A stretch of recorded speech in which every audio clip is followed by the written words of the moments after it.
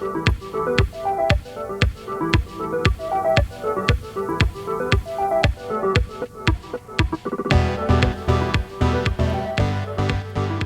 my name's Tim Moen. I am the leader of the Libertarian Party of Canada. I live in Alberta, Canada, up around Edmonton.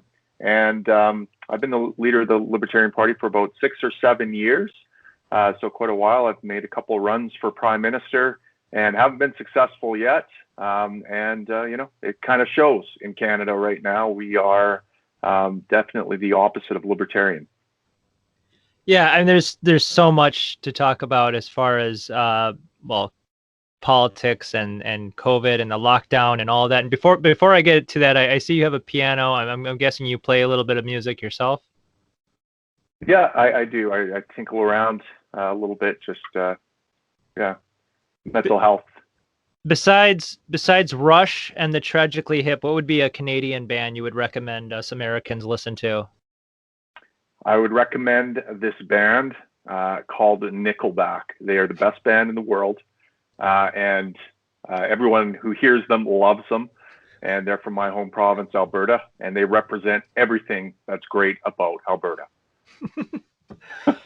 So I'm just baffled by what's going on in Canada right now. You guys are, and I guess it depends where in Canada you are, but there is a lockdown in Canada as we speak. Yeah, well, I mean, we're similar to the U.S. in that our provinces kind of all have different policies or govern the lockdowns in their own provinces. So, but yes, they're basically in lockstep with each other. You couldn't tell a difference between a conservative province versus a liberal province in Canada. They govern pretty much identically. And yeah, most of the provinces are currently locked down. We have, the restaurants are closed. Certainly there's no entertainment. It sounds like things may be reopening in July, but we've been under this for close to a year now. To varying degrees. Yeah, so I'm confused, and also it sounds like the vaccine rollouts have not been as quick in Canada than they have here in the United States. Yeah, we've definitely, our Prime Minister has definitely dropped the ball, and we haven't had the supply that the U.S. has had. Certainly. So, we in Canada, what they've done is, because of the short supply, they focused on first doses. So I think we're close to where the U.S. is at in terms of number of people who have gotten at least one jab, but we're miles away in terms of people who've gotten the second jab. And, a friend of mine got his first vaccine about 3 weeks ago, and on his vaccine card, it said he's not eligible for the second dose until after August 31st. So we're talking about more than 4 months later. And that's because we have a shortage of vaccines here in Canada. It's just crazy, because here in the States, if you got a vaccine required 2 shots, you got your first one and then you got your second one a few weeks later. As far as the lockdown, is it true that some areas even had curfews? Yeah, in Quebec they had a curfew, a 10 o'clock or 9 o'clock curfew. I can't remember what time it was, but they were issuing tickets for people being out past that time. There was numerous run-ins with the police. In one Canadian town recently, I think last week it was, someone got issued a fine for shaking someone's hand in public. And this is the kind of thing that's going on up here. So what confused me so much here in the United States is, we first had the lockdown, and then there were all these reopen rallies, and the people on the left were very against the reopen rallies. It would say that, this is going to spread COVID. And then a few months later, there were the protests about George Floyd, and then nobody cared that you could be outside doing all sorts of stuff. With the two extremes where you got one side that, thinks it's completely a hoax and that it's not a serious thing, and then the other side who want to keep wearing masks out in public, even if they're vaccinated and so forth. Where do you fall in all of this questions about COVID? Yeah, well, look, I look at both sides as kind of lining up on tribal grounds, right? There's very little independent thinking going on, and a lot of virtue signaling to your tribe. On the one hand, if you are against all these government lockdowns, well, then you also have to be against the vaccine. You have to be, you have to subscribe to all these weird conspiracy theories about, vaccines cause shedding and being the virus itself. And then on the other side, if you are pro-vaccine or something like that, you have to be in favor of lockdowns. And, so people are lined up on both sides. I look at this whole issue as a statist's wet dream. They this is a perfect situation to divide us and keep us separated. And, between the people that are keep everyone fearful, right? And when people are afraid, they are divided and engage in conflict and don't act rationally. And so for the past year, there have been those that have been frightened of COVID. And then on the other side, there's been those that have been frightened of government overreach or something like that. And they are, they're lining up on either side. So where do I fit in this? Well, look, I'm a frontline worker. I am a firefighter paramedic. And so, I've been on the front lines of this pandemic, I guess, if you want to call it that, for the past year. And yes, there are some seriously ill people that I've dealt with personally that have had COVID. When I'm at work in a healthcare setting, I wear PPE. I wear an N95 mask. I wear a gown. I wear eyeglasses. And it's done a pretty good job of protecting me from the virus. I don't think that all those things are that effective for the general public, because when I'm at work, I'm using a specifically fitted mask. I'm using meticulous donning and doffing procedures. I'm washing my hands every time I take my gloves off. I am, that there's a strategy and a procedure.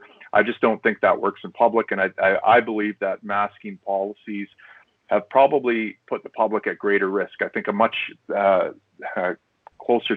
thing to do would have just been to tell people, look, if you're feeling sick, stay home and isolate yourself, and just leave it at that, and let people, because right now I have a feeling people think that masks make them invincible, that the virus can't spread with this mask. So they go out, they have a little bit of a sniffles, thinking that, people are protected or something like that. But most of the people I see on the front line that are getting sick at home from, like I had a lady who was probably close to 400 pounds, she had all the comorbidities, type 1 diabetes, COPD. And she said, yeah, I've had this cold for the past 2 weeks, and it's getting really hard to breathe. I'm losing my breath, and I can't, and her oxygen sats were in the low 70%, which is very troubling. And she said she had lost her ability to taste about 3 days ago. And we're like, so you've got COVID, basically. Like, no, nothing else really has that suite of symptoms where you lose your ability to taste and smell, and your SATs are like that. And she's like, well, no, have you been tested? No, I haven't been tested, but it can't be COVID. I've been isolating at home. Like, I've been safe here. So does anyone else live here? Well, yeah, I mean, the rest of the people that live here have had a cold, but they got over it the past week. My grandson was here for 10 days and he had a little bit of sniffles, but we were cautious. Like, anytime anyone went outside, they wore a mask.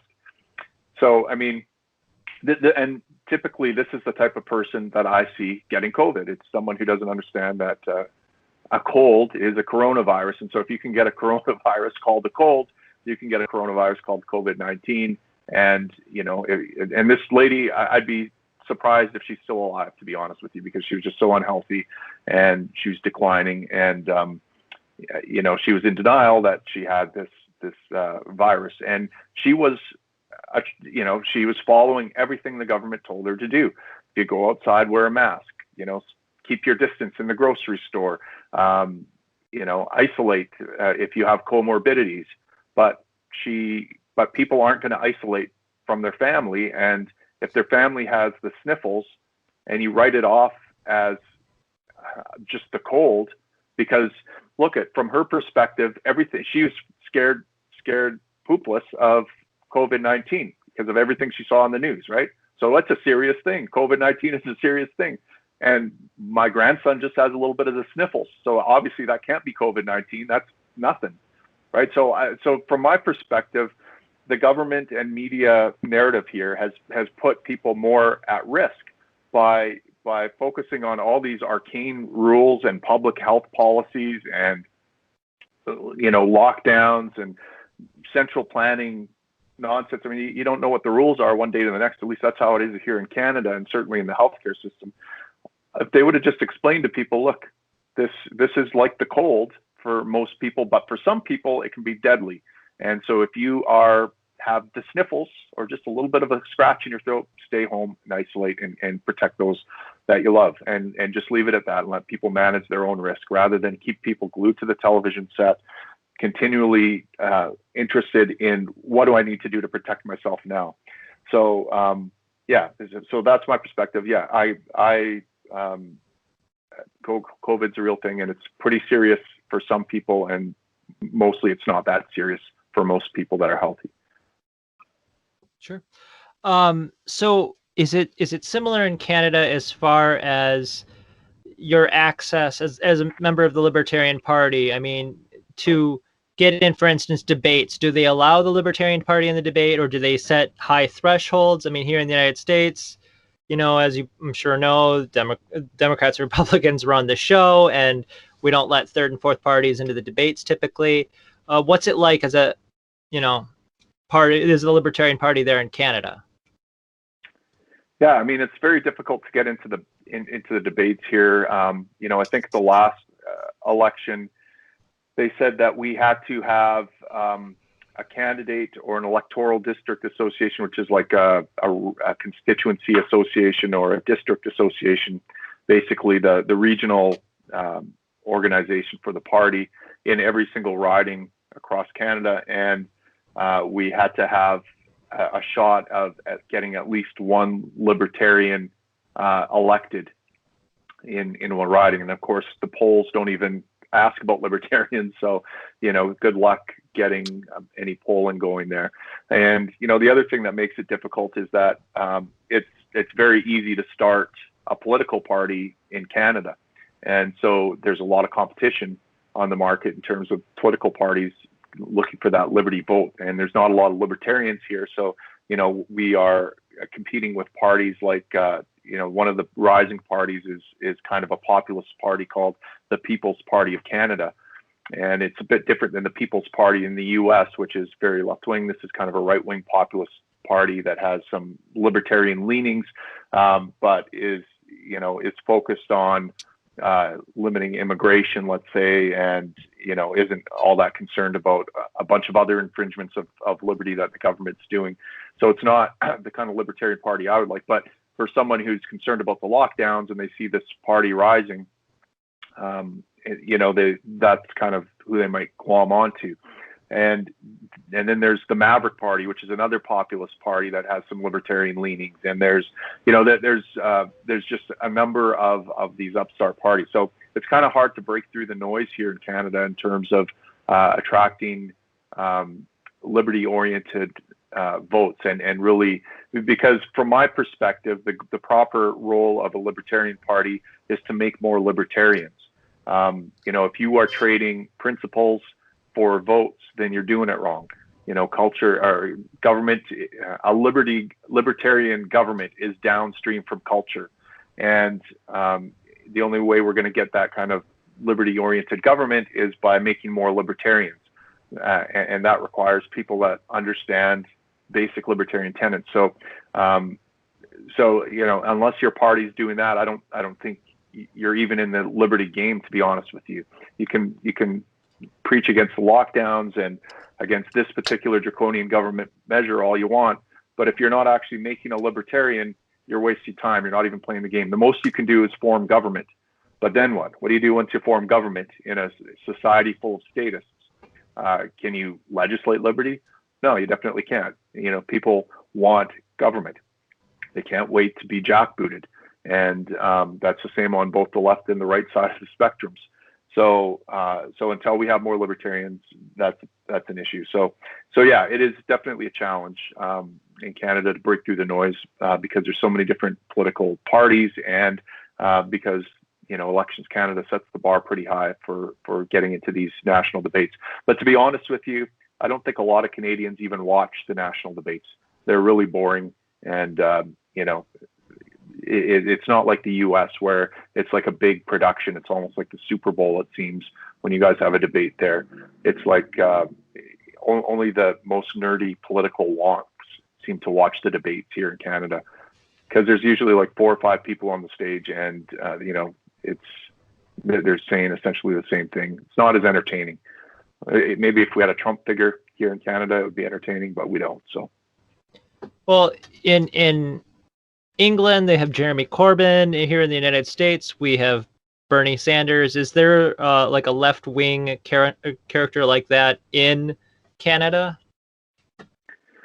Yeah, we have a party called the NDP Party, the New Democratic Party, and they are kind of our version of the Labour Party, very left-wing. And the leader is a fellow named Jagmeet Singh, who is very favorable to guys like Fidel Castro, and he's been very pro Palestine, like Hamas, basically during this Israel-Palestine conflict. He's essentially a socialist. Yeah, so Jagmeet Singh is our guy, and that party I think currently holds about 30 of the 230 some seats in the House of Commons right now. Okay, so brings up a good question. The House of Commons is kind of like the House of Commons is what your guys' equivalent to our like U.S. Congress, and if I'm not mistaken, it's whichever party has the most members in the House of Commons, they get to then have the person be the prime minister. Yeah. So usually the leader of the party that has the most seats in the House gets to be the prime minister. And the Queen essentially chooses who the prime minister is going to be through her emissary, the Governor General of Canada.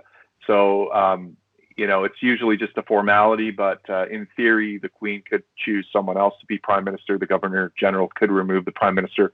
Canadians don't vote directly for a prime minister like you guys do for your president. So it's basically up to the Queen who gets to be our prime minister. Okay, but the person running for prime minister still announces that they're running, and there's some sort of debate amongst those candidates, right?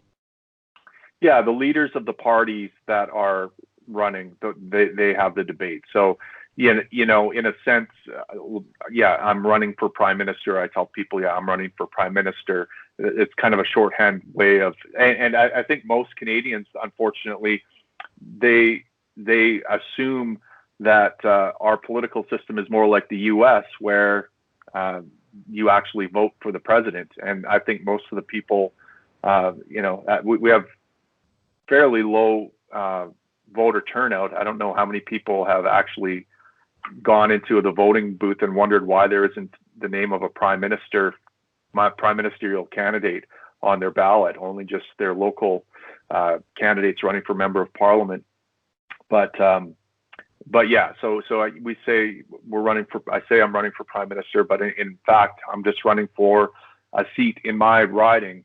And should my party win the election, then I'll become prime minister, 99 times out of 100, assuming the Queen rubber stamps me like she has in the past.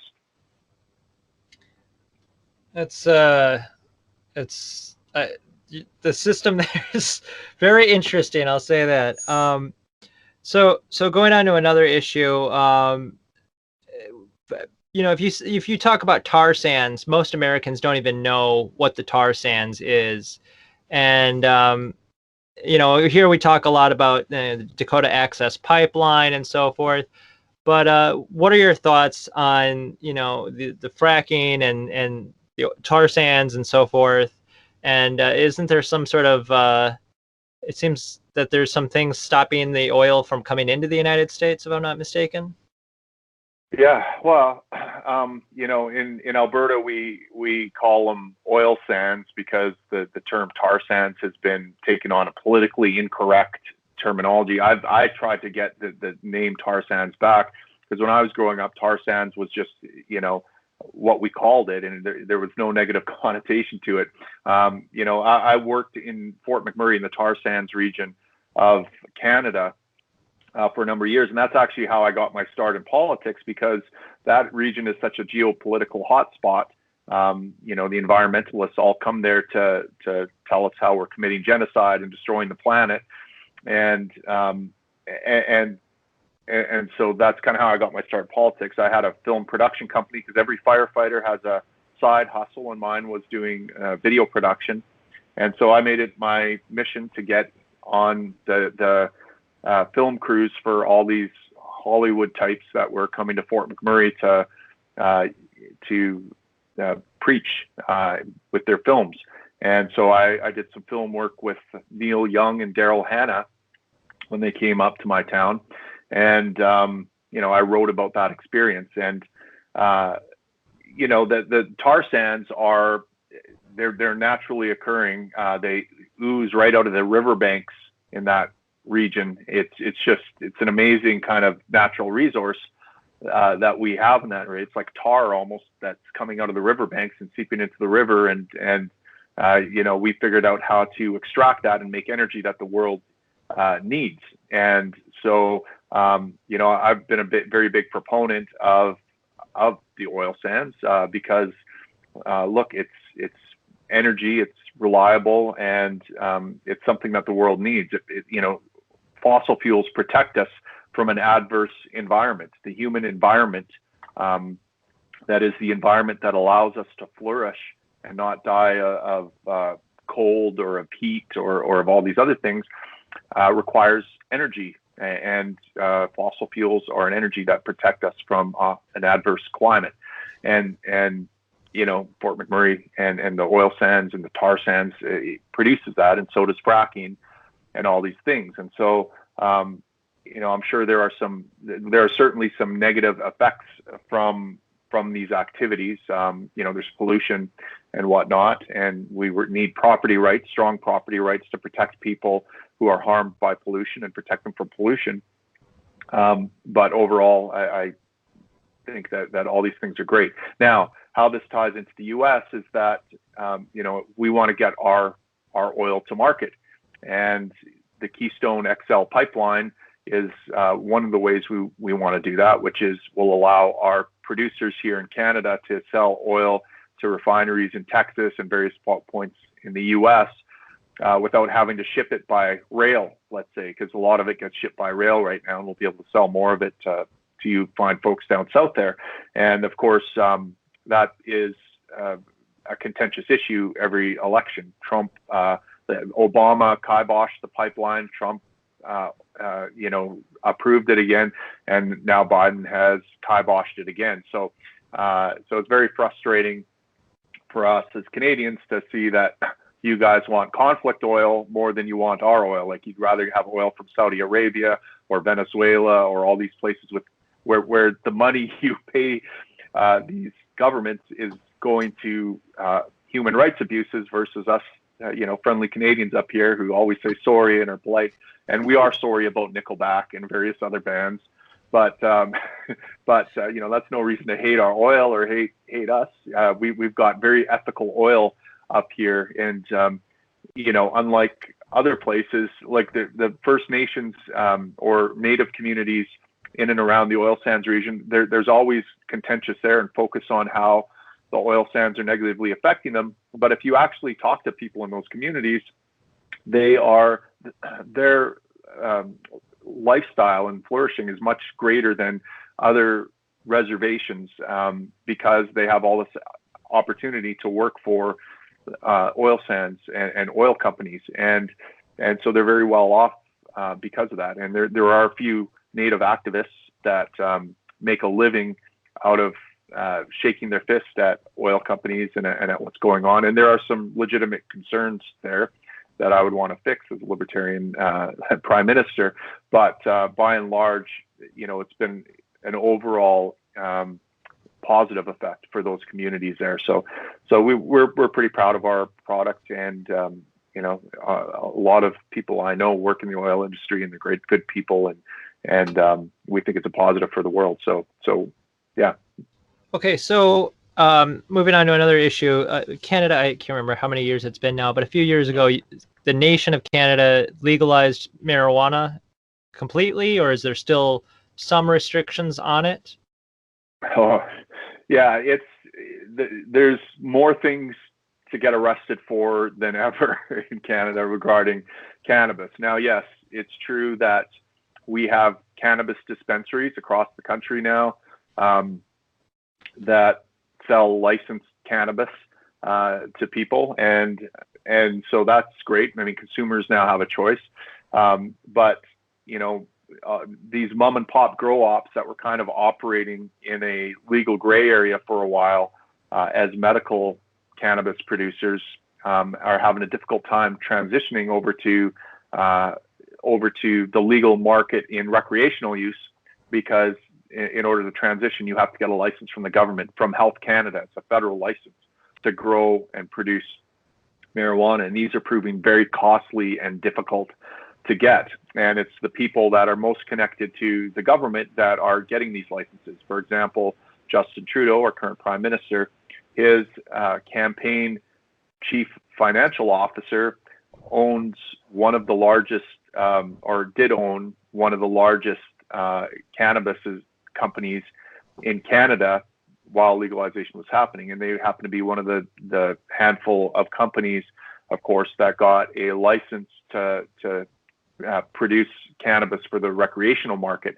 So there's a very limited number of companies that can actually produce cannabis, and they're so tightly regulated. They have to have, class 7 safes, whatever that means, various security things, barbed wire fence, like the regulatory hurdles to jump over to produce cannabis mean that essentially, unless you're a big, well-connected corporation, you're likely not going to be able to get into the market. If you try to just start your own local little grow, start a greenhouse and just kind of cobble something together and think you're going to go sell it at the local farmer's market or start a little shop selling it, you will get thrown in jail on 10 different charges if you try that. So yes, we have access to a tightly controlled legal market, but it might as well be like trying to get Adderall or something like that.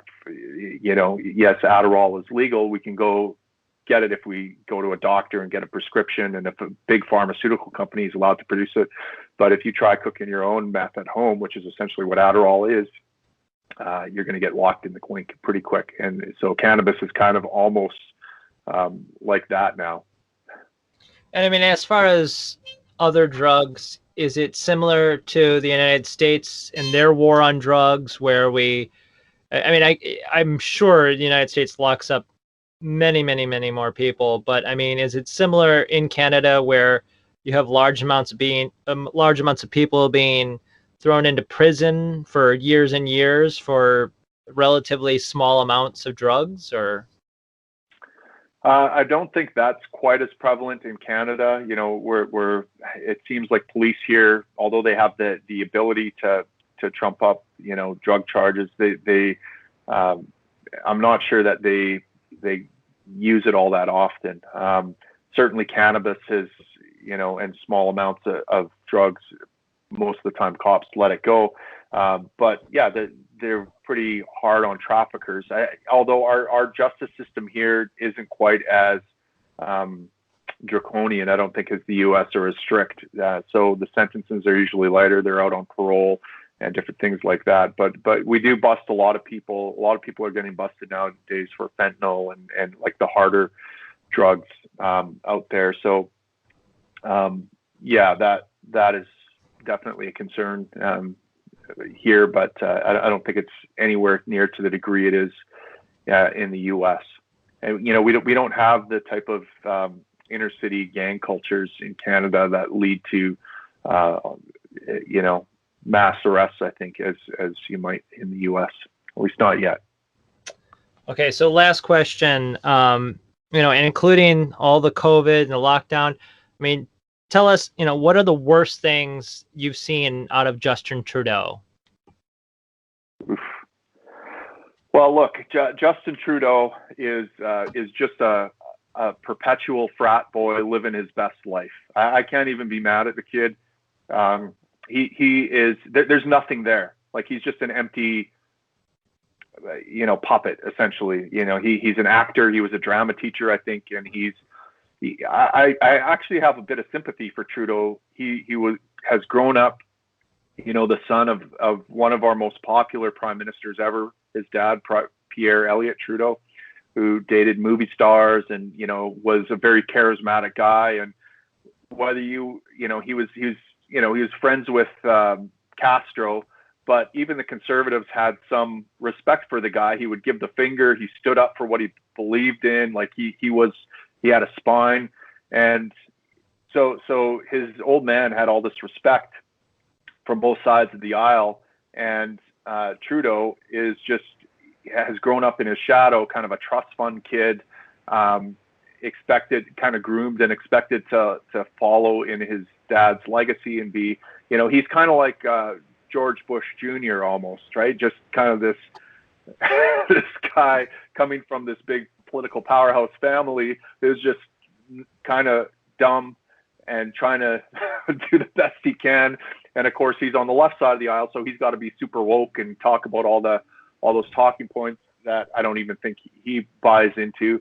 But yeah, I mean, he's essentially a vacuous puppet that is playing a part that he thinks is expected of him. And so, but of course, the things that his government does are atrocious. I mean, the amount of money that is being printed in Canada right now is ridiculous. There's scandal after scandal going on in corruption. For example, there's this charity called We Day in Canada. I think it might be in the U.S. as well. But the founders, it's very this kind of woke, progressive charity that is supposed to elevate kids, and I'm not exactly sure what, but they would pay Trudeau's family big money to speak there. It kind of reminded me of what was going on with the Clintons and all the speaking gigs they got. At the same time, they were getting big government contracts and a bunch of money from government. So that's a big scandal. There's been one scandal after another with this administration. And, again, it's because Trudeau is kind of a weak, feckless leader. He is just trying to figure out what the right thing to say next is. And so that people like me, he doesn't, necessarily have any kind of nefarious agenda, but there's a lot of people around him that do. And he's, I think just his fecklessness and his vacuousness are his worst qualities. And the fact that he just allows, these globalists with their agendas and the statists and everyone else to have their way with the country just so that he can get some popularity and stay being the popular frat boy that he's always been is the worst thing about Trudeau. Okay. Where can people follow your work and find out about the Canadian Libertarian Party? Sure. Well, you can go to our website, libertarian.ca, and you can follow my personal website, timmoen.net. All right. Thank you for listening, everybody.